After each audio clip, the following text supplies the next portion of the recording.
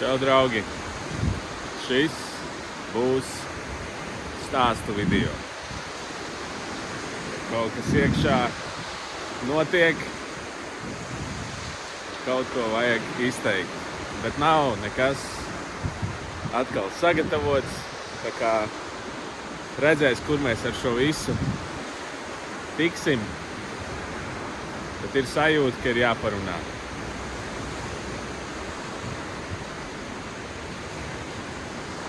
Esmu pateicīgs Dievam, ka Viņš ir tik ļoti labs, bijis visus šos gadus, tik uzticams, par tik daudz ko var pateikties. Cauri uzvarām, cauri ielajām. Viņš nekad neatstāja, pat ja citreiz sajūtas un domas saka pretējo, Dievs vienmēr izved ārā.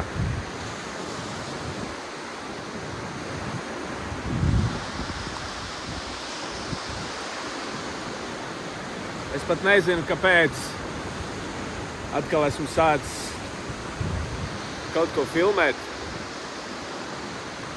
Šis vienmēr ir kaut kā periodiski. Kaut kas liekas, ka ir jāpasaka. Bet gribās šodien arī mazliet vienkārši padalīties ar to, ko Dievs ir darījis manā dzīvē.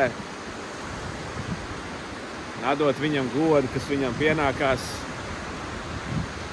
Jo tas ir brīnums, kā Dievs darbojas. Un tas vispār nav pašsaprotami. Mēs, protams, varam vienmēr meklēt izskaidrojumus un attaisnojumus, kāpēc tas nebija brīnums. Bet tie, kas zina, tie zina. Un tie, kas piedzīvo, tie piedzīvo. Pārējais ir starp katru pašu un Dievu.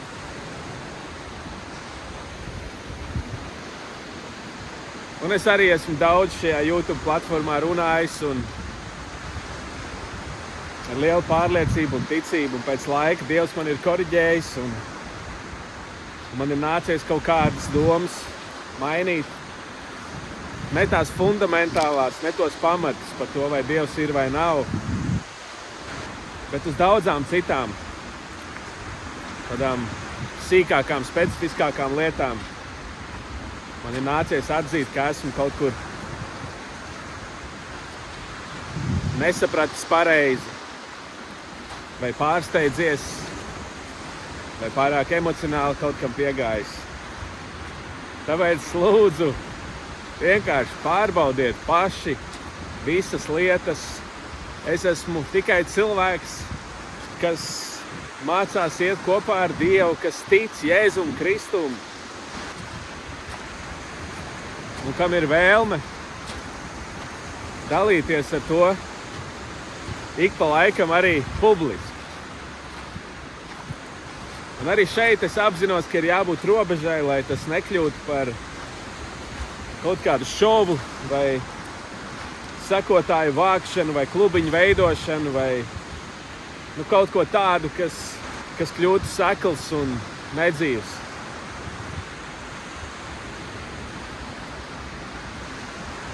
Bet nav arī tā, ka mēs esam aicināti palikt savos kambaros un vispār neiet no tiem ārā. Ir laiks iet uz savu kambari un aizslēgt durvis un palikt ar Dievu. Un tas, kas paliek tur, to arī atstāj tur. Tas ir priekš tevis, priekš manis, katra personīgi. Bet tad ir kaut kādas lietas, kad Dievs saka, mēs esam aicināti liecināt. Gaismas nesēji, miera nesēji. Un, lai arī mēs par to runājam, tas nenozīmē, ka mēs perfekti to izdzīvojam katru dienu. Arī apustuļi un Jēzus mācekļi krita un nevienmēr visas lietas saprata. Bet viņi mācījās iet kopā ar Dievu. Un tas nebija tas, kas apstādināja viņus liecināt un paust labo vēstu šai pasaulē.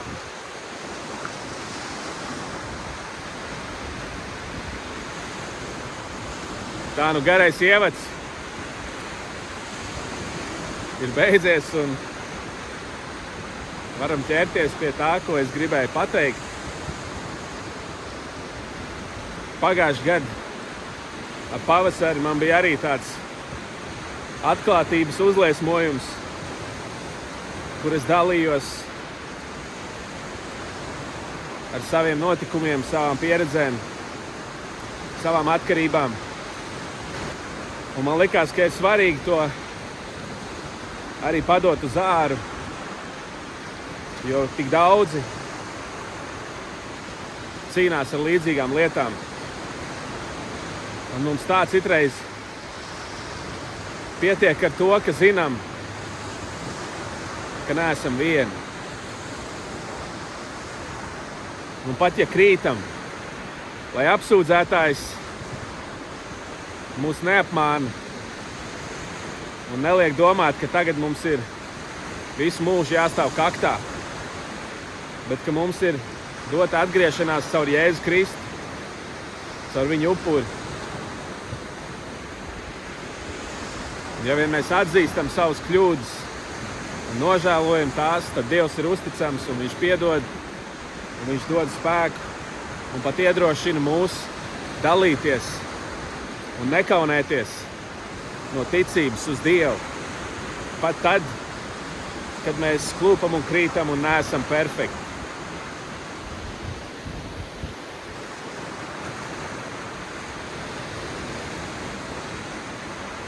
Kopš tā laika ir ļoti daudz, kas manā dzīvē noticis un mainījies. Viens no video bija ar nosaukumu, ja nemaldos, neveiksminieks un liekuls, vai kaut kas tādā garā.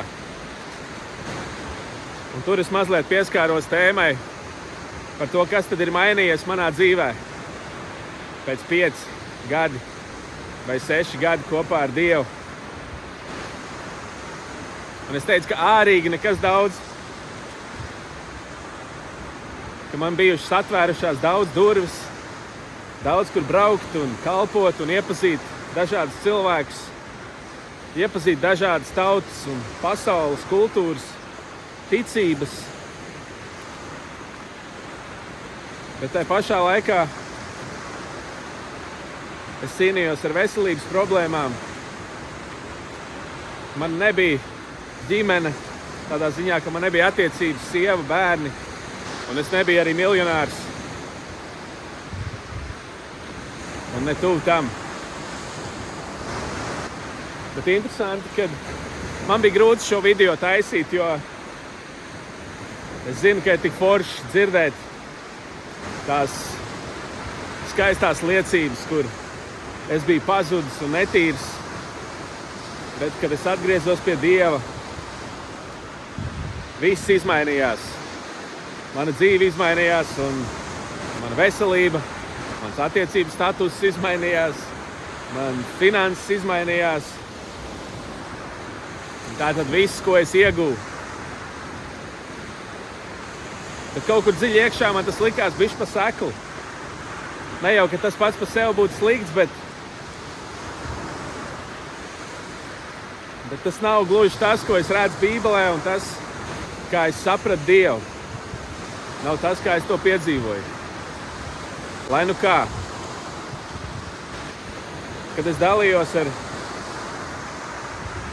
šo video, bija ļoti grūti būt godīgam, būt atklātam ar to, kur es atrodos tajā dzīves posmā. Bet tajā pašā laikā es zināju, ka Dievs ir uzticams un lai notiek viņa prāts. Un neilgu laiku vēlāk es pat nezināju, cik daudz, kas manā dzīvē mainīsies. Mana veselība uzlabojās. Es pat nepamanīju, kurā brīdī. Dievs man deva cilvēku, sievu no Ventspils, kur mēs arī šodien dzīvojam. Un arī visas citas lietas kārtojās. Mums ir brīnišķīga vieta, kur dzīvot. Mēs gaidām dvīnīšus. Slava Dievam! Nav vārdu, kā aprakstīt, ko Dievs ir darījis. Lai arī pa vidu vēl ir daudz stāsti un daudz notikumi. Bet es visu to nevaru šajā video izstāstīt. Tas būs pārāk gari. Bet es gribu teikt, ka Dievs ir uzticams. Un viena lieta iedrošināt, nezinot, kas esi tu, kas skaties šobrīd un kurā dzīves sezonā atrodies tu. Bet mums nav jāliecina tikai tad, kad mums viss ir labi. Un kad mēs jau esam dabūjuši savus dāvanas un tikai tad dot godu Dievam.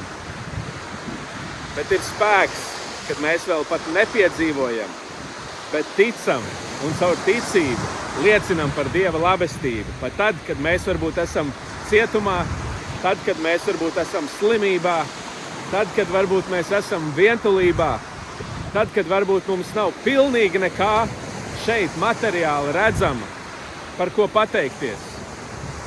Arī tad tu vari liecināt. Tu vari būt godīgs un atklāts ar to, kur tu esi, un joprojām teikt, bet zini ko? Dievs ir labs, un viņš tāds tiešām ir. Tāpēc esi svētīts, mans brāli, mana māsa, šajā dienā. Un zini, ka Dievs ir ar tevi. Jūti vai nejūti, nav nozīmes. Dievs ir ar tevi. Esi svētīts, lai Dievs tev bagātīgi svētī, darbojās tajā tavā dzīvē un dod spēku ikdienas. Jēzus vārdā. Amen.